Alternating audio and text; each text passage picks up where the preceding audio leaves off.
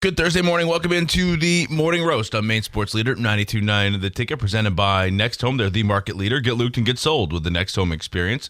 We're in the Greenway Equipment Studios. Nothing runs like a deer. Visit your locally owned John Deere dealer and see the Smith Brothers in Bangor and Ellsworth. And Bangor Window Shade and Drapery, offering custom blinds, shades, drapes, outdoor awnings. Bangor Window Shades at 105 Main Street in Bangor. Brian Sullivan, Tyler Krusz, Marqus Cesar here on this Thursday morning. Tyler, how are you? Doing well. Never thought I'd be so happy to be 6 games under 500. It is. You know, you can say that with all the smarminess you want, a little snark, but they're winning baseball games. Exactly. No, they're winning baseball games. I'm rooting for them to win. I'm happy that we are. It feels like yesterday we were a record 14 games under 500 in May, and now we're 42 and 48. We're climbing back up. Are you rooting for them to win baseball games? Yes. When I turn on the game, I don't want them to buy at the deadline. That's the thing. Like, I don't want Craig Breslow to get in an ego trip and say, like, I told you this was a good team. I'm not selling any of those guys, and there go your prospects. And if you're going to buy at the deadline, you need to make a huge move. Like someone that you're going to target in the offseason, grab them early. Like, you need to make a very big move if you're going to buy, which is why I don't want them to buy. I don't think this, it's a fun team. I'm rooting for them to win.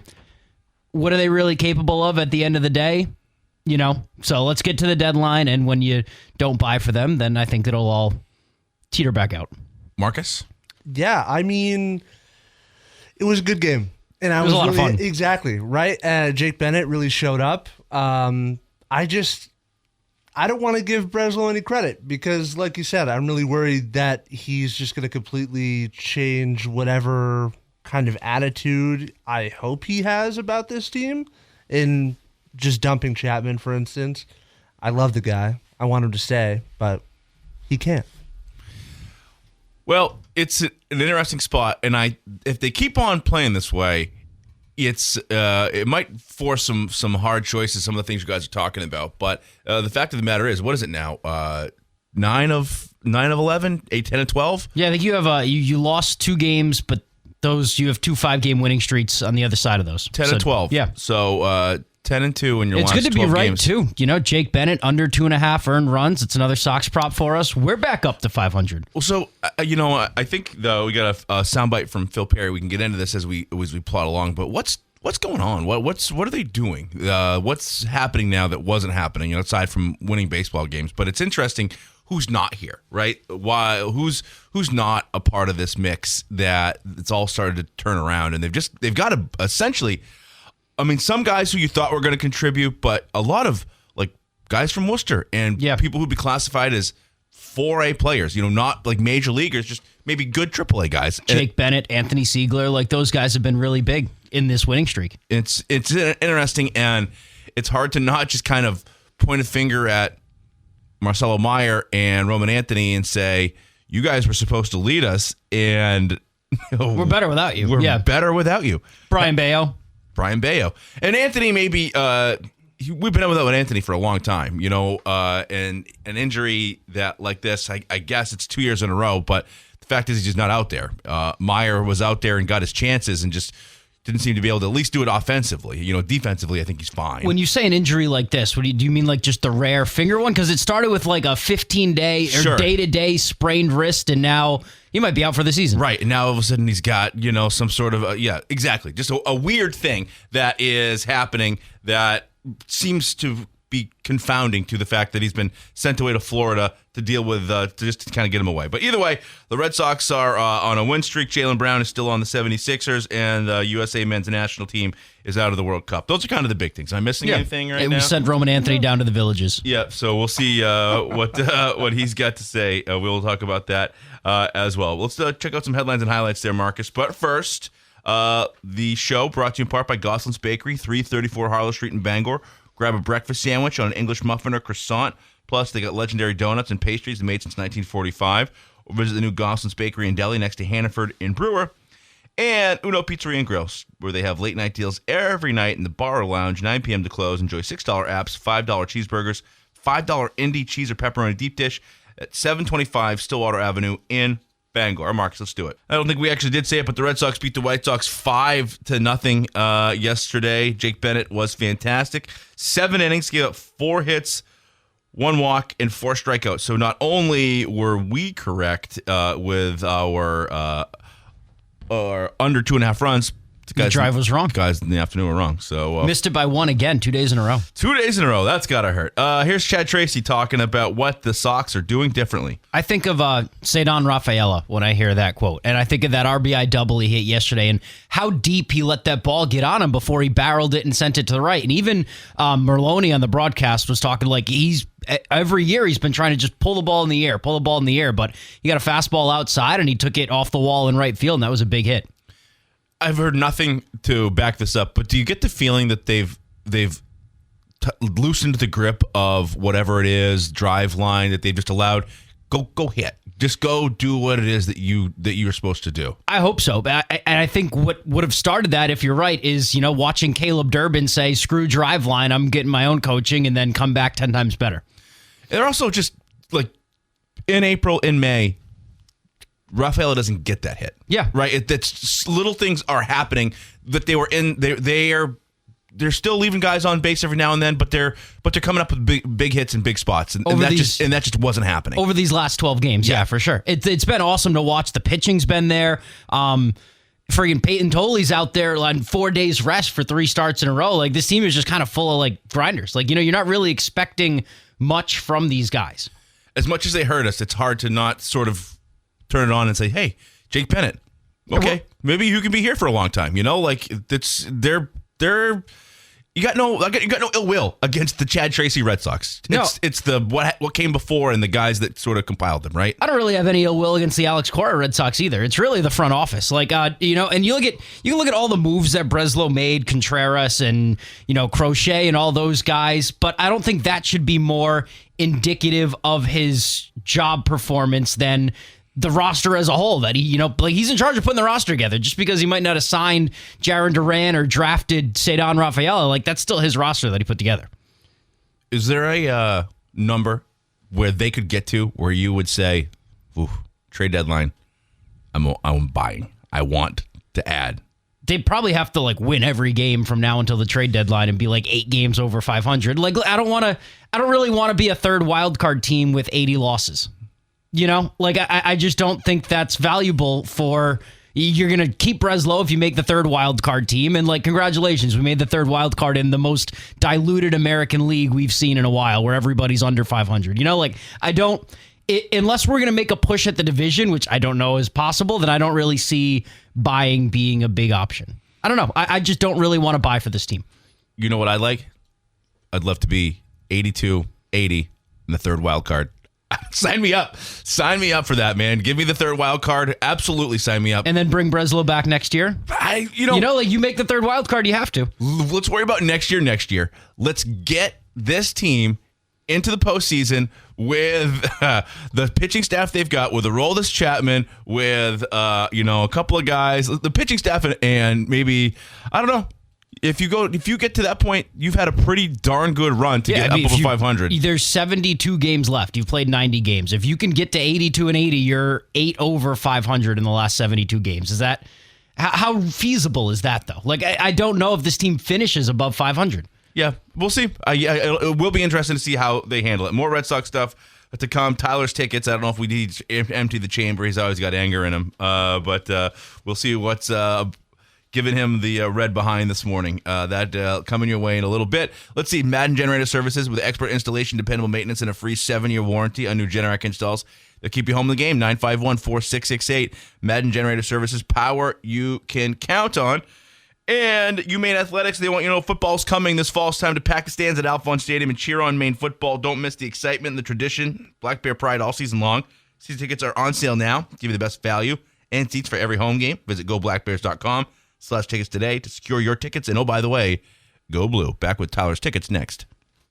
Dairy Queen Old Town has the $7 chicken strip meal deal, which has it all. 100% white meat, seasoned chicken strips, full-size fries, a drink, a DQ sundae, all for just $7.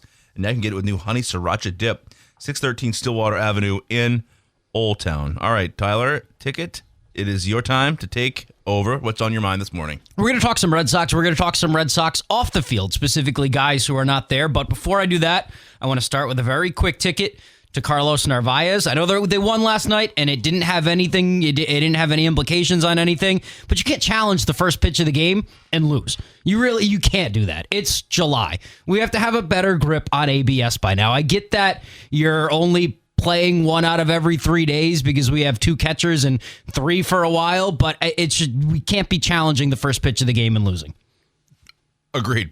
It's just so bad. Yeah. I wanted to scream through my radio dial. Also, you're a catcher. Don't you have a command of the zone that is a little bit better than the other 8 guys that step to the plate? So, okay, yep, there you go. Carlos Narvaez. The catching position is, I don't know, Carlos Narvaez hit like 10 home runs in June and July last year, and I thought, wow, we might have like a catcher who could be our guy for, the next Jason Varitek. Yeah. Guy who could be back there, play some defense, and have some pop. And I've since felt differently about Carlos Narvaez. He's great defensively, and we had that stretch where the starting pitching wasn't very good, and he hadn't been catching. So I thought that was kind of a correlation, but Connor Wong has completely turned my opinion on him around from last year.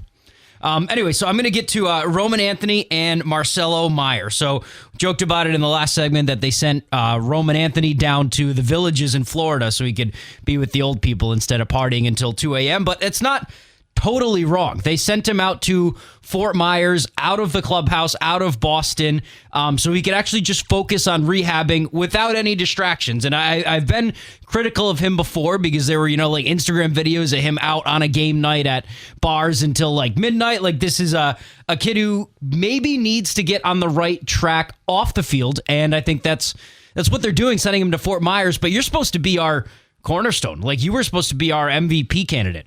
We thought you were going to hit 30 home runs, bat 300, and be, the next everyday superstar for the Boston Red Sox. And now you're injured, fine. You can't even be in the clubhouse or in the city when you're injured because you're a distraction or everything else is a distraction to you. That's scary. It's really worrisome. Here's what Felger and Maz had to say, or Felger and whoever he had on the show yesterday had to say about them shipping Anthony down to the old people village. Yeah, and maybe it is the media. Maybe it's the fact that he is just, like he needs to sit down in a padded room with, soft foamy walls and just sit there and do hand weight grips, and put a splint in his finger. Like I think he just needs to get better. And right now, being in Boston, there's way too much stuff out there for him to get better, which if this guy's supposed to be my franchise player and he can't just focus on rehabbing a weird finger injury, he has to get sent down to Siberia. So you think that Roman Anthony essentially became like a heartthrob and had too much fame, too much money too soon and couldn't handle the notoriety and the ability? Because if you put yourself in his shoes, you're 21, you got money in your pocket, ladies love you, and you are able to go out to where they all are. And not only ladies love you, everybody loves you. Everybody loves you. Everybody loves you. You are the next big. You were anointed after 71 games. And as of the World Baseball Classic, it even became more like that World Baseball Classic. He was neck and neck, right alongside like the big American baseball players. Like he was as good. He was as on the them. MVP odds list. And so, do you think that's what it is, or do you think it's just like the injury is such that he needs to just go away and not be bothered with it? But do you really think that it's that he's like the celebrity part of it is too much for him? I don't know if the celebrity part's too much for him, but I think it might be going out and like the social aspect of it. What do you mean by too much? Like, I don't think he might think it's too much. I think he might think he's absolutely fine. But I think the Red Sox might be a little worried just because he's precious cargo. I think you're handling him with a little bit more care. But it is interesting because these conversations have been had about Roman Anthony, but nobody's really saying anything about him from the front office like they have his counterpart, Marcelo Meyer, which is just keeps getting dogged every time by the front. I think this is his 3rd time getting thrown under the bus by the front office since spring training. So when you look at the underachievements of this, Meyer and Anthony, Campbell, the big 3. Who do you even Teal doesn't look good this series. He's not on our team anymore, but he doesn't look great. Well, okay, aside from the guys that, because if you want to be mad at Craig Breslow and the front office for what they did. I'm not that mad at this. Is more like a ticket to Anthony and the kids. Yeah. So but whatever they did was because they had faith that these guys were going to be able to shoulder the load, bat first, play shortstop, play their position, whatever.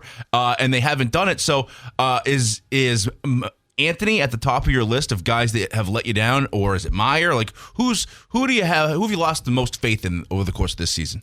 Well, I can't say Craig Breslow because I didn't have much faith in him to start the season. I would say that, Anthony Meyer, I've lost a little bit of faith in Anthony, a lot of faith in Meyer. Duran, it's July. He's still hitting $1.99. I don't think he's coming back to the 2024 form. I think that's another thing. Brian Bayo is another. You look at all these guys that were supposed to be the young cornerstones of our franchise after Chaim Bloom left, and Bayo is AAA. Christian Campbell's a non-factor in AAA, and Meyer and Anthony can't get back on the field. Like, this was supposed to be our core. If somebody comes calling at the trade deadline and says, hey, I want to hear about X, what do you want in return for them? Who's not on the list? Who are you saying, click, no way? Anthony, and then who? Was Anthony even on your list? Contreras. I think you've got him for 2 years under a really good deal, and that's it. We've seen how important power is and how bad it can be when you have the lack of it, and I think that's a guy you need to hold on to, is Wilson Contreras. I also think he fires you up a little bit. Like he's kind of like that clubhouse guy. Tolle, Early, Bennett. I'd say Contreras, Tolle.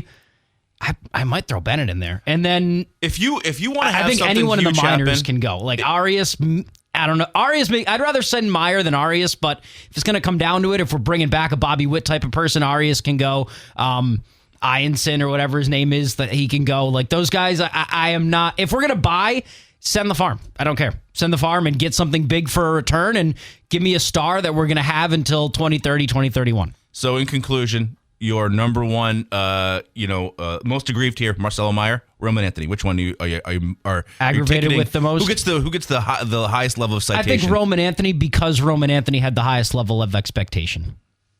I think he let us down more than Meyer let us down. This finger thing's weird. It is. And the fact that they lied about it, too, and Michael Holley was right. And I say this all the time. Jaron Duran got really mad at Michael Holley on Instagram just for Michael Holley to turn out to be right. Anthony might not swing a bat again for the rest of the season. Seems like trending that way. I mean, what they said, it is. You go to Fort Myers to be seen again next February in Fort Myers, right? Caleb Durbin dislocated his pinky, played the next day. It's interesting. All right, 2026 Ticket Awards came and went earlier a few weeks ago. You got 35 categories of excellence. You can revisit it all at 929theticket.com or on the Ticket app or on YouTube. Back with more after this.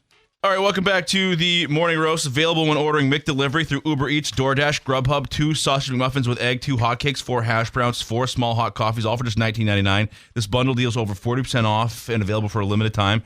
Order at your local family-owned McDonald's on Main Street and Union Street in Bangor and Wilson Street in Brewer. Marcus, I'm going to take some of this conversation on air here. Sure. So Marcus is getting married in a couple of months here, and I was talking to him about his wedding and what's going to happen, what the reception's going to be like, and what sort of things. Where do you land on wedding stuff? Like, do you enjoy, Tyler, like games or you just want to dance? Like, what do you want? Do you want to see the bride and groom like go back to back and hold a shoe up and say, who said I love you first and stuff like that? Do you enjoy those sort of shenanigans? No.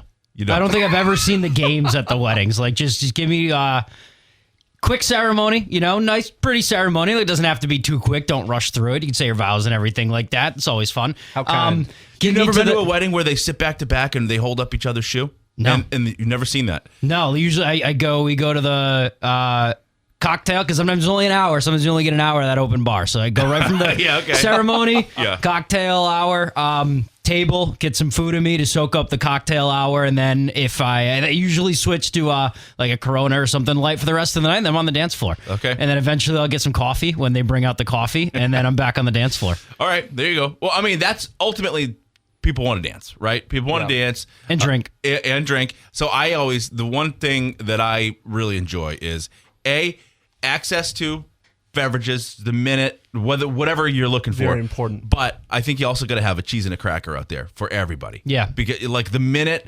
that Aunt Mildred you say I do, Aunt Mildred needs it like cheese and crackers. Yeah, and a dirty martini. Yeah. If she wants it to pick me up. Yeah, sure. like you should have. There got to be like a cheese and cracker table. It also is not going to break the bank, but people are going to be hungry.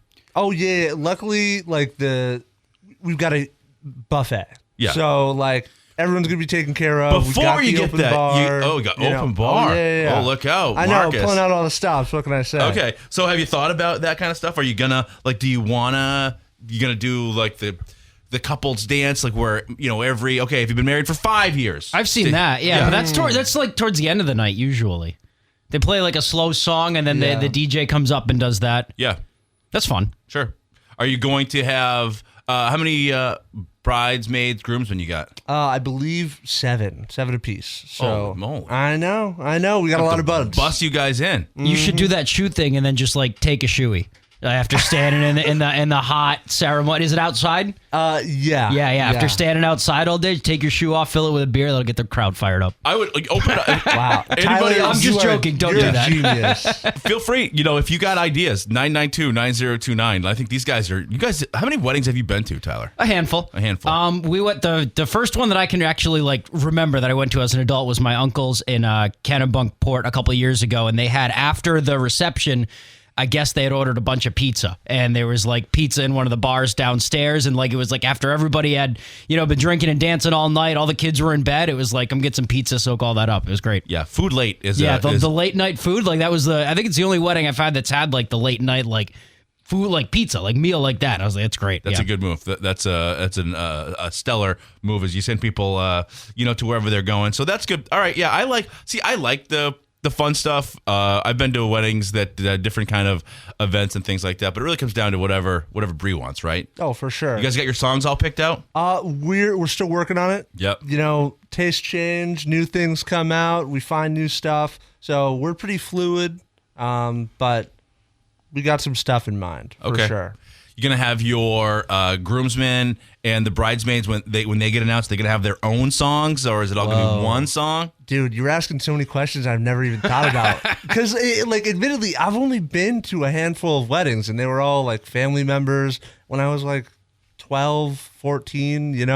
I haven't been to one as an adult. I haven't soaked it up and been oh yeah, I'm gonna have one of these one day. I will say the most frustrated I've ever been is when I was the person that I was the minister for my cousin's wedding last summer, and they made me stay as the officiant for all the post-wedding pictures while everybody got on the bus and went back to the bar and the food and the hors d'oeuvres and everything. And I think I took one picture. Yeah. I had to sit there for 45 minutes while they took pictures with all the groomsmen and the parents and everybody. And I'm I should have just got on that bus, man. They didn't need me. I'm not signing the paper until I get to the reception. They didn't need me here for this. I should be a couple of tequila sodas deep right now. Took your little white strap and threw it on the ground and be yeah, there you go. That's funny. Okay.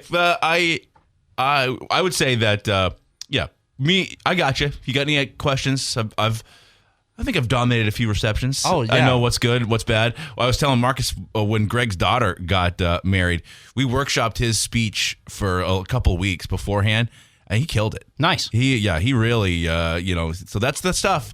Also, maid of honor, best man speeches. Yeah. So my man of honor, been friends with him since 7th grade, known each other since 2nd. So we go way back. Yeah.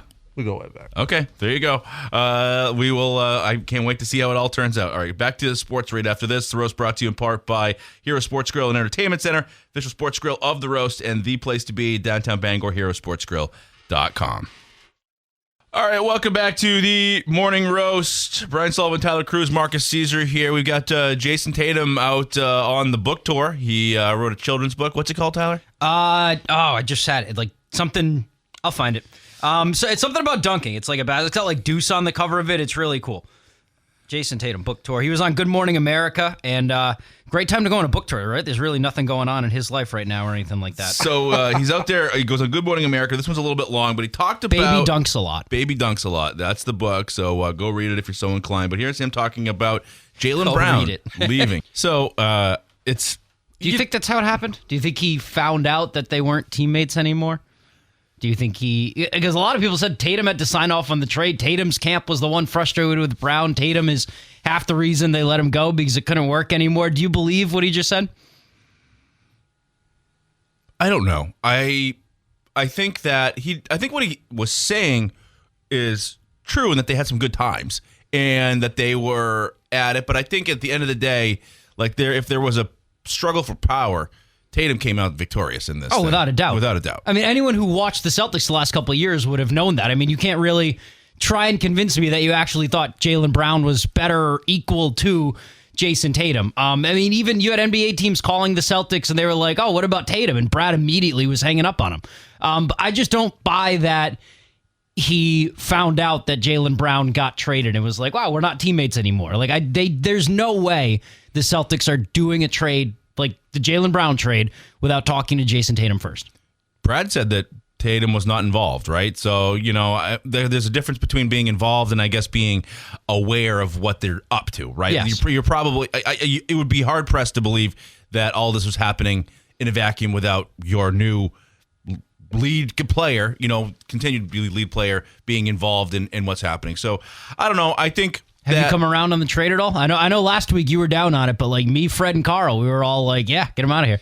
Well, there's been a lot of information that's been put out there that sort of aligns with where you guys feel. And I guess I understand it from a money and analytics point, but I still think that if you run this team out there with the moves that they made, with just signing Mike Conley Jr. and Mitchell Robinson, and then Jaylen Brown remains on the team, I think that this is a team that, as long as it gets under that apron of money that you are allowed to have, I think this is a pretty awesome Eastern Conference basketball team with those guys. But then you have to extend Brown, and then in a couple of years, you're paying him $70 million a year.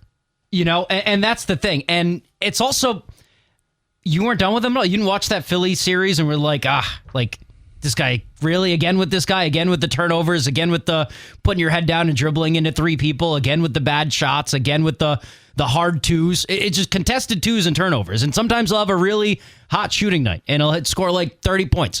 He averaged 28 a game, but most of the time he scores a lot, right? And that's the positive. But the negatives are contested twos, turnovers, poor off-ball defense, and poor off-ball offense. Everyone else around him scores less when he's out there.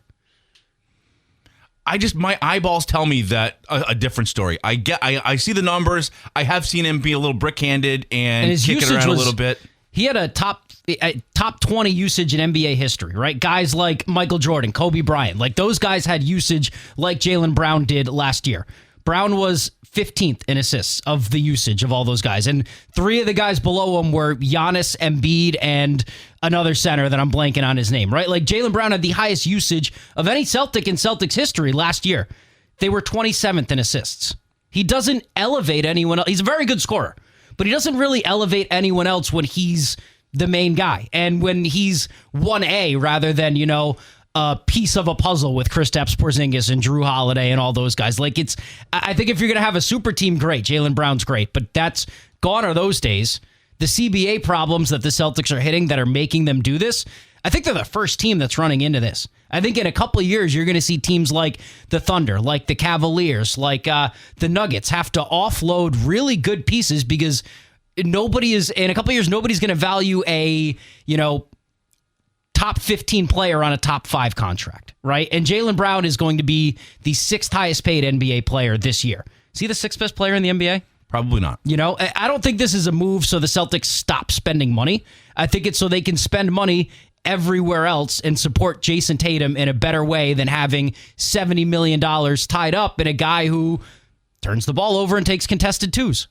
It's hard to, I hear what you're saying, but it's hard for me to think that the basketball team tomorrow today is better, has to be impacted by, and I know it does matter, but the fact that Jaylen Brown was due $70 million in 4 years, and that's why they did it. And I understand, I would not want to have given the contract the Cavaliers just gave to Donovan Mitchell. 4 years and $275 million bucks. Insane. Which is the same thing you're talking about, right? With Jaylen Brown, yeah. Yeah, Donovan Mitchell's not a top top 5 player, right? He's second team, third team All NBA, but he's not top 5 player. So what happens when these guys that get drafted and become due for this money don't get it? Like, are we going to go to a world where that number climbs down? Because there's only 5 top 5 guys in the NBA. Look at what the Cavs just did. Like, they're always going to be dumb teams.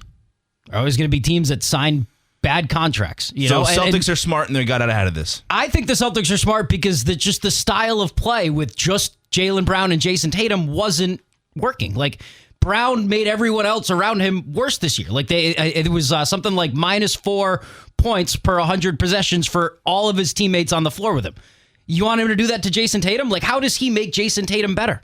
He doesn't. Paul George is a catch and shoot shooter. He can be efficient while he's not playing on the ball. Like, Brown needs the ball to be efficient. Not saying he's not a good player. He's a tremendous scorer, but that comes with downsides that impact Jason Tatum and that impact how effective he can be. I think this team and Tatum will be, I said it yesterday to Marcus, the Celtics are going to win more games than the Sixers this year.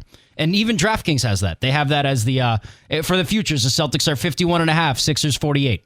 You can convince me that if given all the opportunity last year that Jaylen Brown got, Jason Tatum is up to that challenge and will be able to do as well as what Jaylen Brown did, if and not more. better, right? Yeah, he's a much better facilitator, and he bends the, like, you don't have to double Jaylen Brown. Like, Tatum bends the defenses. He gets people open without having to run a play or have a, pick and roll or anything like that. Like, Brown you can just single cover him. Look what Paul George did to him in the playoffs all last year. Like, they didn't double him at all. He doesn't bend the defense. He doesn't create open looks for other guys. He's a tremendous scorer. But that comes with the downsides. And those downsides, I think Brad looked at him and said, for $70 million a year, like, even next year, he's not due $70 million next year. Even next year, 6th highest paid player in the NBA. Heart of hearts, how's Jason Tatum feel in the wake of this? Is he excited about the opportunity? Yeah, I'm excited to watch Jason Tatum. I think he's excited. I wouldn't be. I bet you Peyton Pritchard's excited. He took a major step back last year with when Brown was on the floor versus off. I'm excited to watch this team. I think Pritchard, White, Tatum, George, Robinson, and Kata off the bench. I think that's a better lineup than he had last year. I'll say your excitement about this, I guess, gives me some faith that that's worthy. Because in the immediate, when I read the what's going out and what's coming back, I felt very let down. And then I have seen all the articles, I've read the analytics, I hear the numbers you're saying. Okay, I guess I got faith in you there, Tyler, that you understand this stuff. You can't convince me that this team is going to be better without Jaylen Brown by subbing in Paul George. I've seen them have succeed at the highest level. I've seen them peter out to better teams, but it's I got to see it, right? I guess I will see it. I'm also excited to see what the heck happens in Philadelphia, because you have 3 guys there that they're not very good off the ball. Tyrese Maxey needs the ball in order to be efficient. Jaylen Brown needs the ball in order to be efficient. Joel Embiid needs the ball in order to be efficient. I'm very excited to see how that experiment works. It's going to be interesting. Okay, a quick commercial break coming your way. This Day in History is next. Happy birthday to Jack White from the White Stripes. Big Jack White guy. Yeah. Kind of interesting guy. The story about him and his, ex-wife, that they were just passed off as brother and sister for years in the public eye. I think that's crazy. Like how they were just like able to have that, relationship after a divorce and then just tell everyone that they were siblings. Bizarre. Yeah. That your wife knows I don't know my who sister. Masterminded that idea. Yeah, I always, you got to be able to separate the art from the person sometimes, I suppose. Let's see. 1776, U.S. Declaration of Independence is read to George Washington's troops in New York. Let's see. 1816, Argentina declares independence from Spain at the Congress of Tucumán. 1955, Bill Haley and his Comets' Rock Around the Clock tops the Billboard charts as one of the best-selling singles ever. 1981, Nintendo releases the arcade game Donkey Kong. That's a big Donkey Kong guy. Yeah. Was that the first one that they released, or did Mario come out before Donkey Kong? I think Donkey Kong comes earlier. Okay. 81. I don't quote me on that one, but I think Donkey Kong comes first. For sure. Yeah. Mario made his first appearance in Donkey Kong. Okay. Yeah. There you go. A spinoff. Who knew? 1877, the first Wimbledon Tennis Championship. The first official lawn tennis tournament begins, featuring men's singles only. Let's see. 1914, the Red Sox purchased future Baseball Hall of Fame slugger Babe Ruth's contract from the minor league Baltimore Orioles. What a run. Yeah, worked out well for about 4 years. 1968, Will Chamberlain becomes the first reigning NBA MVP to be traded the next season when he moves from the 76ers to the LA Lakers. Birthdays today, Tom Hanks, born 1956. That makes Tom 70 years old. What's your favorite Hanks? I like Castaways pretty good. No, never mind. He's not Woody. No, he's Woody. He's Woody, yeah. Toy Story. Yeah. He's Woody. Okay. Yeah, man. I'm mixing. I was like, no, that's Alan, but that's Buzz. It's Tim Allen. Yeah. Okay. There you go. What about you, Marcus? Oh, man. Forrest Gump. Yeah. I exactly. Like, that's the only thing that comes to mind. The only thing? Well, no, it's just, he's so good in that. And I used to watch it all the time. There you go. There's your answer. 1976, Fred Savage was born, Wonder Years star. But an interesting Google, Fred Savage. You think of the Wonder Years guy, you got in some trouble. Yeah. You got that show canceled. At 17. Get a little handsy. That's I didn't know that about Fred. Holidays today, it's Sugar Cookie Day, it's Fashion Day, it is Emergency Kit Day, and it is Don't Put All Your Eggs in One Omelet Day. So there you go. Good advice. 7 a.m. hour coming your way right after this. Good Thursday morning. Welcome into the 7 a.m. hour of the Morning Roast. We're in the Greenway Equipment Studios, your locally owned John Deere dealer. See the Smith Brothers in Bangor and Ellsworth because nothing runs like a deer. Fat Panda Boba Tea and Market on Harlow Street in Bangor next to Goslin's Bakery. Sit fresh boba. Explore snacks, ramen, and their tasty Jamaican patties. Also visit their brewer location on Wilson Street next to Hannaford. And Next Home, they're the market leader. Get looped and get sold with the Next Home experience. Brian Sullivan, Tyler Krusz, Marqus Cesar here on this Thursday. Tyler, how are you? Doing well. Another win for the Red Sox last night. I love how amped up Will Fleming still gets after each win, but putting a nice little midseason run together right now. Making things interesting, to say the least. Making things very interesting for a season that, did not start the way we wanted. I think we declared him dead like 4 or 5 times. Yep. But there's a bit of every now and then it's like in the movie, it's like, oh, what's that? You look over to the heart monitor and there's a little bit of a beat there. Marcus, how you holding up? I'm pretty good. And you know what? I'm just going to let my frustration from the group chat yesterday just kind of flow out on the air. Dylan Cease, I get the notifications that he's got a no-hitter. And then the second I'm like, oh, yeah, I might go tune into that game. Or at least I'll check out what's going on.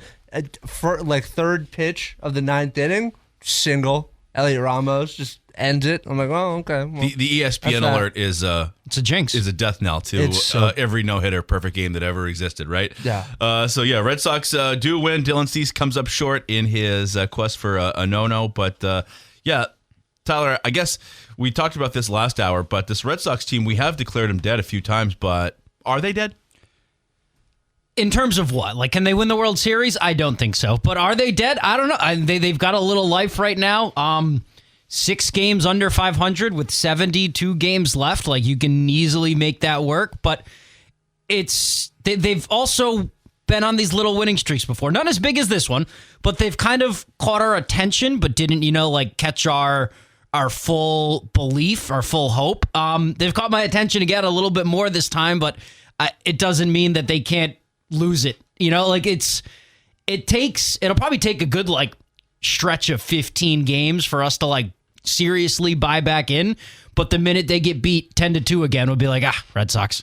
Yeah, you need a couple more 8-2 runs, right? Yeah. Like you need a couple of these, and you really need to stack some wins together. But that's all that they've done so far is, or in the last. It's been a good July. Yeah, it's been a really good July, and that you can't take that away from them. And really, to the way that they're doing it. The guys they're doing it with, we talked about this last hour, but the ones who you thought this was really going to be their team, Roman Anthony, he's in Florida, shipped off. Marcelo Meyer, did he just kind of get you need to go on and get, for a couple of weeks, go get your head straight, or is he actually Honestly, hurt? I think he was hurt playing through it and then saw the report, the newest report from ownership saying that they don't, something negative about him, and he was like, why am I playing through this for these guys? They're probably just going to trade me anyways, and then he was like, screw it. That's how I kind of read that situation, because he was playing through an injury and then something came out about, I forget what the report was, but it was off the field, personal, damning stuff. Was people in the organization are worried about Marcelo Meyer, this and that. And then the next day he was like, yeah, I'm not playing through this anymore. Questioning his ability or willingness to play through some of the bumps and scrapes that come with a 162-game baseball season. That was okay. Yeah. Among other things, but that he, stuff's going to happen. You're going to be sore, but you got to play through it, essentially, which he, by that report, would said he was not willing to do that. So interesting there, but they do win, and so we'll hear from them as we look at what's ahead here. But Sox 5-0 victory last night, and Jake Bennett's been one of the fun surprises of this this Sox season since he's been given an opportunity. He's been great. He's been great. I think, what did last game he threw it into the 8th inning, 7 2/3. But his last time out, yesterday, throws a shutout, 7-inning shutout. He's been phenomenal. You know, depending on what happens, and who knows, like, are we going to see Garrett Crochet again this season? You know, maybe not, depending on how it goes. But if somebody was to come calling and say, hey, here's what I'm willing to give you, like, there are pieces that I think if you were to say Marcelo Meyer and one of the 3 pitchers, Early, Tolley, Bennett, like, you could probably do without one, right? You probably could. Bennett, Tolley, and Early? Yeah, you probably could. You know, moving forward, based on what you got down to the farm system, like, those are 3 lefties too. And so you could, like, there's a world where I think that you could really make some noise at the trade deadline. Yeah. And not just to win now, because win now, that's you. I don't think you're gonna. No, I think it would be pointless to make moves to win now. But if you're going to tell me that the Kansas City Royals aren't going to sign Bobby Witt Jr. to a long-term deal, well, welcome to Boston, Bobby. You know, like, by all means, here, let's just get you acclimated. Let's get you in here. I'd be music to my ears. That's exactly what this team needs, is a superstar like him to come in, and I think you've got the pieces to make it happen. I wonder if Craig Breslow will be emboldened to make such a move, but I wonder what they'll do at the trade deadline, as Sonny Gray looks like he could be, a big part of somebody's run for He's had a year. postseason. He is, and you're not going to re-sign him because that would mean you have to pay him with your own money. Right now, the Cardinals are paying him $20 million. Sure. So, like, you're not going to re-sign him if he's gone after this year. You can't just let him walk, especially when you have a team to build. When you're trying to build for the future. Yeah, that's what I am really interested to see in the next 2 or 3 weeks here. Which the deadline is August 3rd, I believe. Like, you've got the All-Star break, but how the Red Sox handle this next 3-week stretch, it's going to be intriguing. At the minimum, whether you want to say they're in it or they're out, what they do, what they send away, what they're willing to part ways with, or what they target is going to be real interesting. Like, if you have Sonny Gray on this team after the trade deadline, how would you feel? It depends. What else do we do? If we didn't sell and Sonny Gray's still there, fine, because you didn't sell. But if we didn't sell and didn't buy, and it'll be weird. But if we're selling and we get rid of Chapman and we get rid of Meyer or one of the Tolley and Early guys, but don't get rid of Sonny Gray when he probably nets you the best return, I'd feel a little like, what are we doing here? But it all depends on what path you take at the deadline. For years, they've just freaking toed the line. I can't stand it when they toe the line. I hate when they don't do anything. When they either don't buy or don't sell, because then you're missing out on building your roster for next year. You're also giving a vote of no confidence to the roster you have now, but it's not a total vote of no confidence because you're not selling away pieces. It really gets under my skin when they don't pick a direction at the deadline. I'd rather them buy than toe the line. All right, let's do some headlines and highlights here. Also want to tell you about Dairy Queen in Bangor. New DQ Blizzard breakfast collection. You can enjoy a Cinnamon Toast Crunch dipped cone, Fruity Pebbles shake, or the Choco Frosted Donut Blizzard treat. Whether it's breakfast time or not, visit 668 Broadway in Bangor. DQ, happy, tastes good. Here is Chad Tracy talking about what this team is doing differently lately. Yeah, they're just kind of stayed the course, right? This team under Chad Tracy, above 500, right? Yeah. And they're doing it with guys that we didn't expect. I had no idea who they were. My girlfriend was asking me that yesterday. She was like, who are these guys? I was like, well, I didn't know who Anthony Siegler was before this year. Had no idea Andrew Monasterio existed. Don't know who Chang is. I've never heard of half of these guys on the team. And they didn't know Jake Bennett was even in our farm system. You're not doing it with Garrett Crochet. You're not doing it with Roman Anthony. You'll probably lose Wilson Contreras today for a couple of games. It's nice that the MLB is just pretending that there was never a suspension for him, but everyone else is. Eaton's already serving. They gave Cavalli his appeal.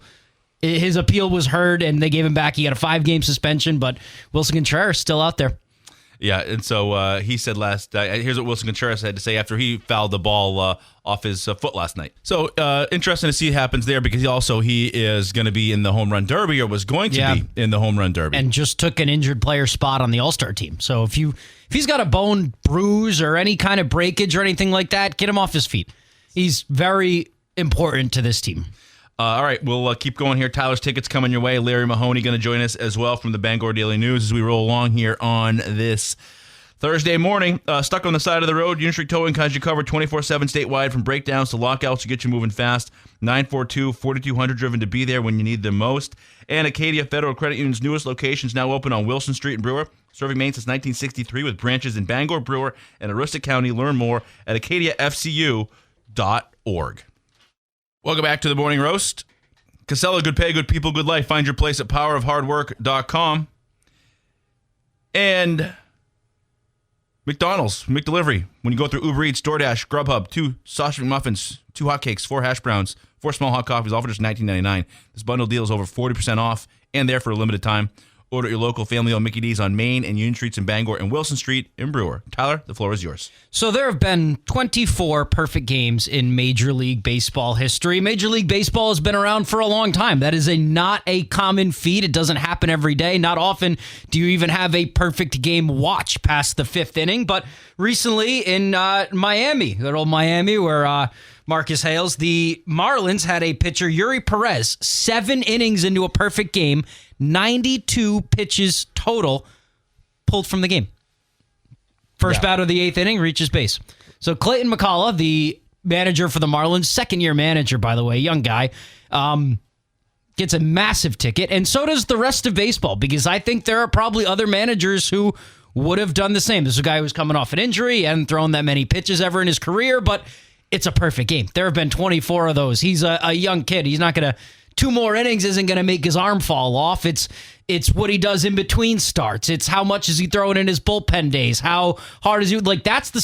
Throwing 2 more innings isn't going to give someone Tommy John. This is what's wrong with baseball. That was definitely a math problem with an equation, and the answer of it said, take this guy out of the game.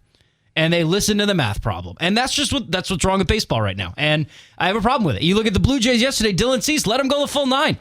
Once he gives up a hit, then you take him out. But the perfect game through 7 innings, feel awful for the kid, for Yuri Perez.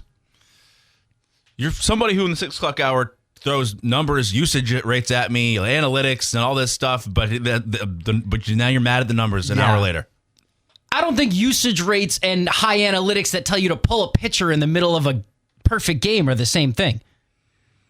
I don't think they're the same. No, usage rates, Jaylen Brown had the ball 36% of the time he was in the game last year. That's the highest usage rate in Celtics history. I'm not giving you a weird equation that says because of this, blah, blah, blah, they were also 27th in assists. This guy went on the calculator, and the calculator said, take this pitcher out in the middle of a historic event. Well, I'm not using usage rates to tell you to take Bam Adebayo out when he's got 81 points. Am I?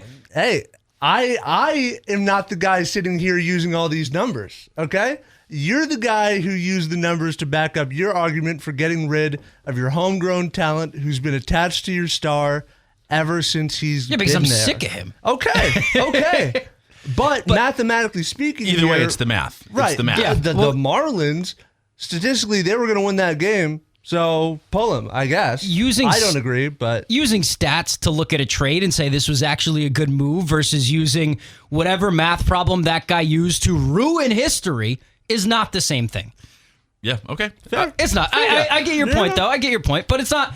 Analytics and stats, I feel like, if you're using analytics to pull a pitcher in the middle of a perfect game, that's not the same thing as me saying, well, actually, Jaylen Brown takes a lot of bad shots and is really inefficient, and the numbers back it up. Also, 100 pitches is just a very arbitrary number, right? Yeah. You know what I mean? What if we counted to a different number that wasn't just 100? You know, right? Exactly. So it just feels a lot because you got to add an extra digit on the scorecard. Yeah, sure. So like 100's just sort of a thing where we're getting a little deep here. 100's just a thing that we made up. Right. That's how much high school kids are throwing before they got to get taken out. Yeah, I think it's 95 or something. So you could start that last batter. Yeah, exactly. Yeah. Okay. Well, what else you got? The discourse around USA Soccer. We talked about it a little yesterday, so I'm a little to blame. But they made it to the round of 16 in the men, and then they got embarrassed by a better Belgium team, and they kind of beat up on teams that weren't that good, that didn't have, great soccer programs in their country before that. And I think we all got caught up in how fun it was at first. Like we were all singing Kumbaya and Country Roads and everything after the first couple wins. And it felt great. It was awesome. It felt fun. But because we lost to a better team from Europe who has much better soccer, just much better soccer development, much better global soccer teams, we don't have to go looking for an answer for it. We don't have to say like, oh, I wonder what did the vibes go off? Was it the red card being overturned? Is it the pay for play in sports? Well, if all of our basketball players just played soccer, we would have won. We don't need to make excuses. That kind of makes us look worse or ask questions or point fingers. The USA, we've never won a World Cup. Not that good at soccer. Like that's kind of the reality of it. I don't know if it has to be. Is it going to be a big spectacle every 4 years when we lose in the World Cup? Us trying to figure out why and then doing nothing to change it? Probably. I feel like this happened 4 years ago, too. Yeah. I mean, admittedly, I would like to say, from my understanding, only 8 countries have won the World Cup. Yes. Like, it's just a revolving door. So it's not a shock to me that we haven't even made it past 16. No, it's not a shock. No. It's more of a shock to me that we were in 16. Yeah. I don't know why we have to go do this whole like countrywide soul searching every time we lose the World Cup. Like we're expected to win it. Look around. Like who won the World Baseball Classic this year? Venezuela, right? Like basketball is kind of our sport, but yeah, it's, we didn't, when Venezuela won the World Baseball Classic, we weren't like, what is USA Baseball doing wrong? Are we not developing our talent? Is it the AAU? There was no discourse. Venezuela's got a lot of great baseball players, and that was kind of it. We just accepted it as the fact. World Baseball Classic, not as big as the World Cup. I get it, but I don't understand why there has to be a whole debacle every time USA men's soccer team doesn't win the World Cup. They were terrible a couple of years ago, too. Like, did they even make it? Yeah, they didn't qualify. Yeah, like what are we looking at here? It does. I don't know. It does feel like they're on the come up, right? I don't know. It's a question for somebody who probably knows better. But to me, a layman, it feels like the best players, the best athletes that we have so much opportunity that, I know that other countries have other sports as well. But if you're an elite player, you can play baseball, basketball, football, hockey, and soccer is one. But I guess say like Steph Curry, what if Cooper, that's a great example. What if Cooper Flagg wanted to be a soccer player? How many soccer players out there do you see that are almost 7 feet tall? Like I don't think the Gronks and LeBrons would be great. Steph Curry, he's about Messi. Messi's 5'7" or something like that. Like these guys are low to the ground, a lot of balance, low center of mass. Quick, but not elite quickness, but not elite speed, like stuff like that. And unlike football, they're sprinting it's not just like your one snap and your burst of energy and then you get a little breath and then you do it again. Like it's 90 minutes straight sprint. It's completely different than when we think of our top athletes, what they're trained for. What if Julian Edelman or Pop Douglas never played football? Exactly. Like those guys would probably be pretty good at soccer if they developed the feet skills at 5-6 years old. That's the problem. They're developing how to catch a pass, they're developing how to throw a spiral. I knew how to grip a fastball at 7 years old, but not many people are, developing those feet skills. Yeah, I would just say, I think if it's the development, I would say. The development, if Kylian Mbappe is born in, Knoxville, Tennessee, I don't know. Maybe he plays baseball. It depends. I think the culture of winning is such that it's why you live in Ellsworth. Yeah. It's why they were so good at soccer for so long. It's the culture of winning where kids grow up, they got a feeder system and they play soccer and they like to play soccer. And I think it comes from this. But I also think you can look around and say, okay. Soccer also costs a lot. Like playing for a soccer club team is more than Greg said, like putting someone through travel hockey. Like soccer club is like a good club soccer team is going to cost you like $3,000 a year. You do that from 7 years old to 17 years old. That's $30K. And that's not even equipment. That's just that one team. Yeah. Obstacles and options. Yeah. And, like the Ellsworth one is a great one. But like when I think of just throwing world-class athletes out, like I don't know if Tiger Woods, if he would have ever done anything other than golf. I think he was just, like a God-gifted golfer. Like Kobe Bryant, probably just a God-gifted basketball player. I don't know if he would have ever done anything other than soccer. If you put Kylian Mbappe in Tennessee, maybe he's the next Christian Pulisic. Some of these guys I feel like are just born to play the sport they're playing. It's just like some kind of talent. It's awesome. Okay, we'll ask Larry about it in a couple of minutes here. Dean's Detailing is the leader in auto detailing, has been for over 55 years. Renew your vehicle's appearance, protect your auto investment, look good and feel good in a clean, shiny car. Book your appointment at deansdetailing.com.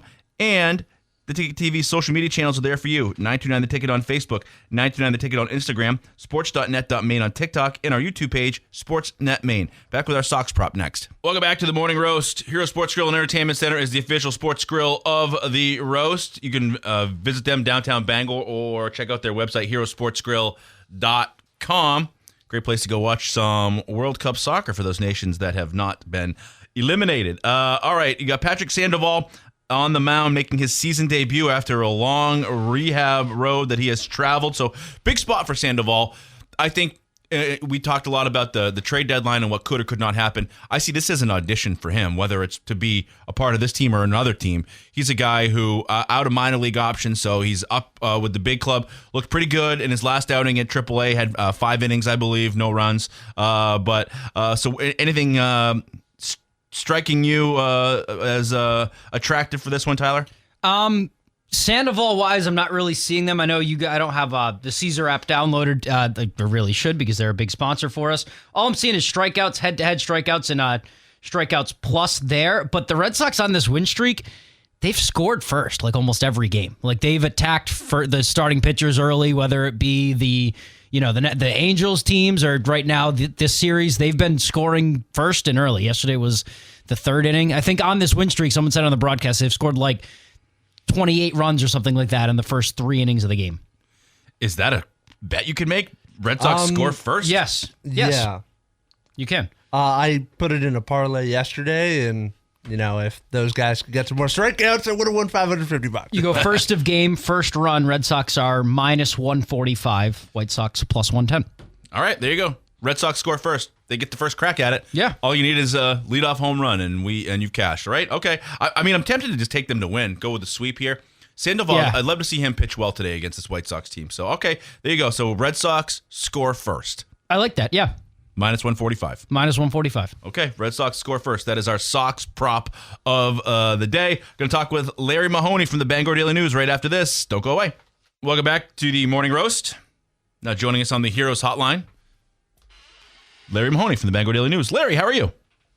Good, Sully. How you doing today? We're getting your feet tapping with the Turtles from 1966, so 60 years ago. That was released. That's a song called "You Baby," and that was off and that was again the title track from that album, the "You Baby" album. That peaked at number 20 in the U.S., but 1966 was a magical year for the Los Angeles band.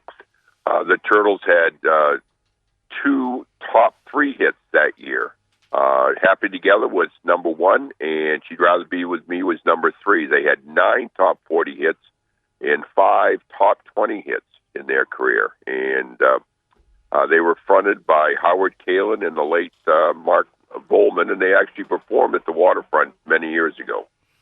Intriguing stuff. Yeah, that one I am familiar with, You Baby, and of course everybody's heard Happy Together as well. Okay, Larry, I want to ask you a little bit about the U.S. men's national soccer team here. It's a spot where World Cup is going, and we all get soccer fever here domestically, but then you get eliminated.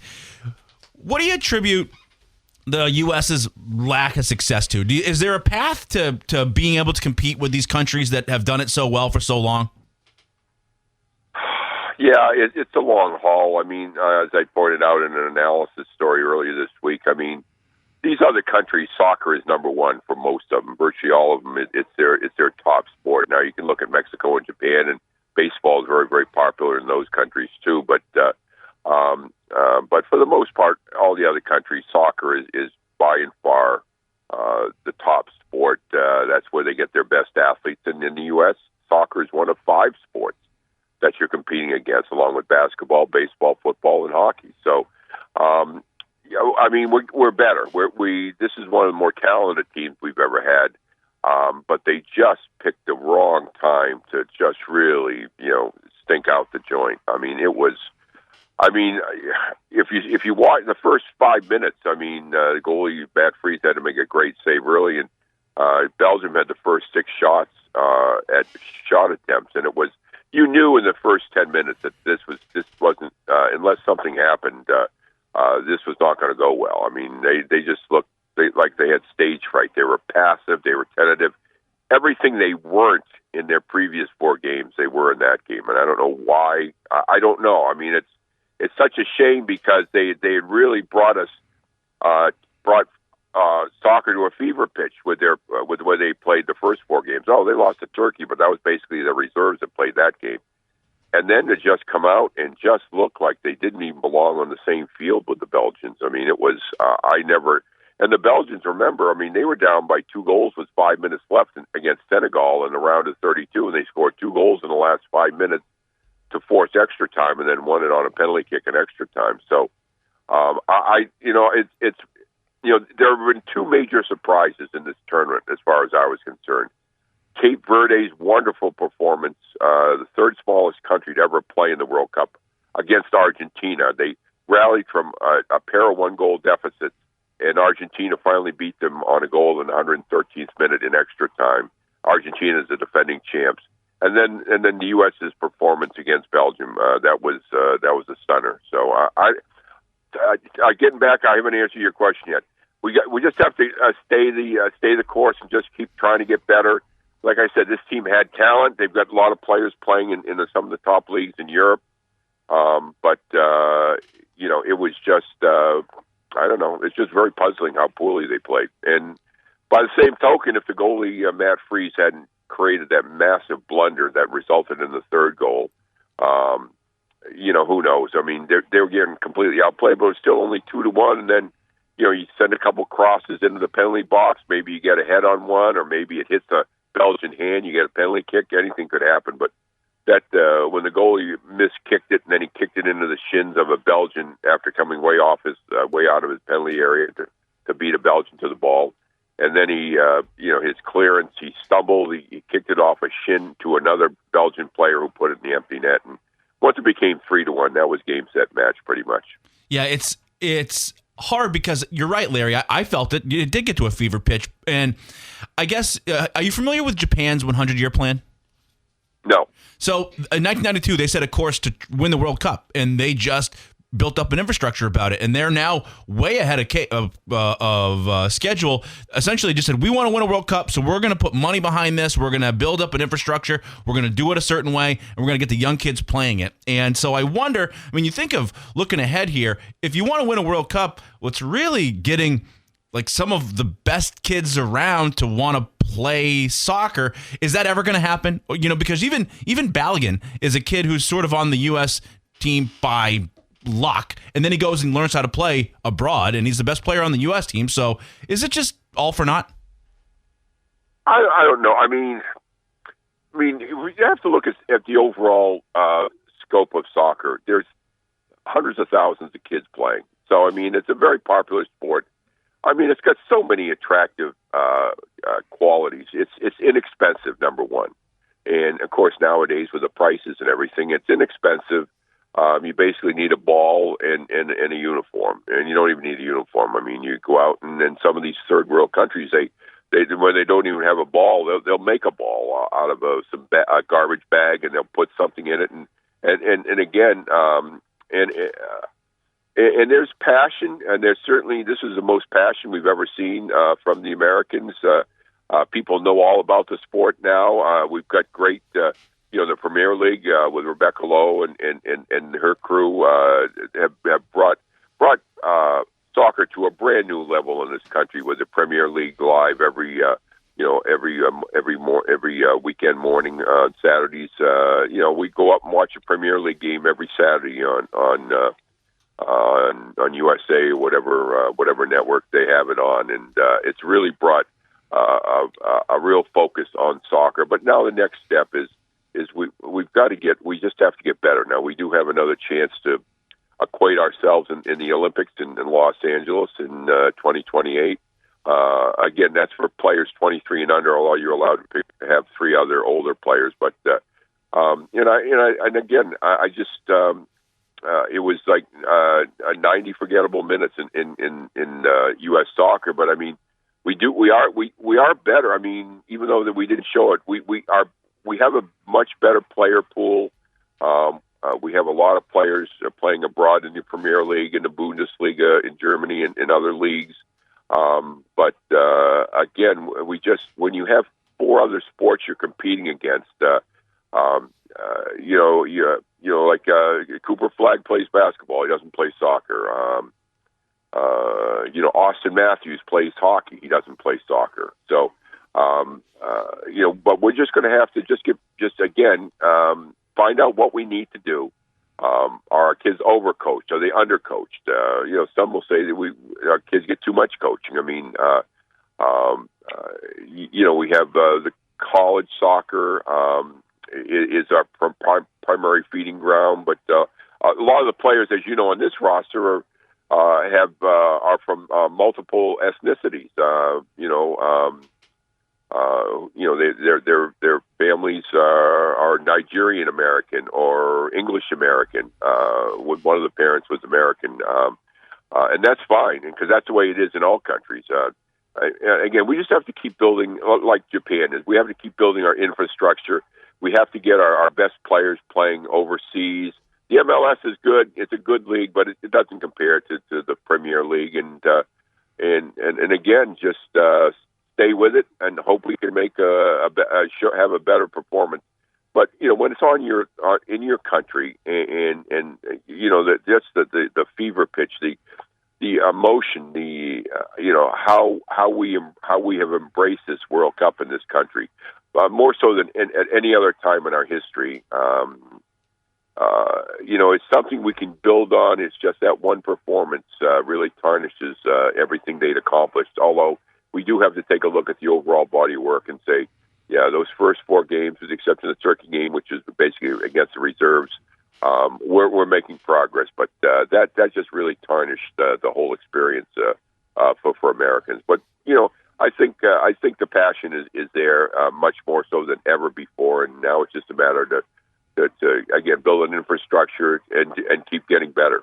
Yeah, I agree. It's we got to get going here, but I just think this week could have done numbers for the sport, for everybody. And, to have it a week to get ready for it, and then to head into your weekend tomorrow at 3:00 with a game in the quarterfinals, I think it would have been massive, and just sort of sad we don't get it. But I appreciate you, Larry. And even if we get the quarterfinals, even if we lose to Spain, it's still, and I can accept losing to Belgium if they played well. If you play well and you lose 2-1 or something, and you show that you've made great strides, but a performance like that was just unacceptable. Yeah, they didn't look like they belonged on the same pitch as Belgium. Larry, awesome insight. We appreciate you as always. You enjoy the rest of your Thursday.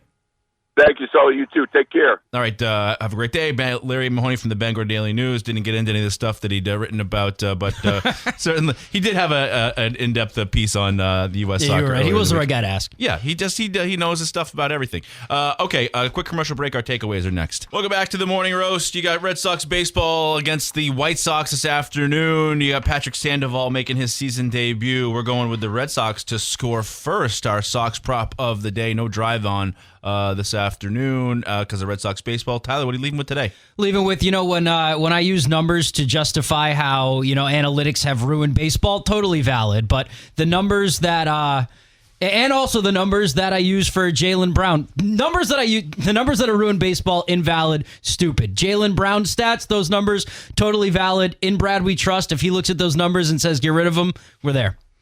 Yeah, I kind of talked to myself. I tongue-twisted myself, and I didn't even need to. I can see what you're saying, because I actually can get on board with the math you're talking to me about basketball and why maybe it didn't work. I don't love the threes that we all like, the Missoula ball, the analytics of it.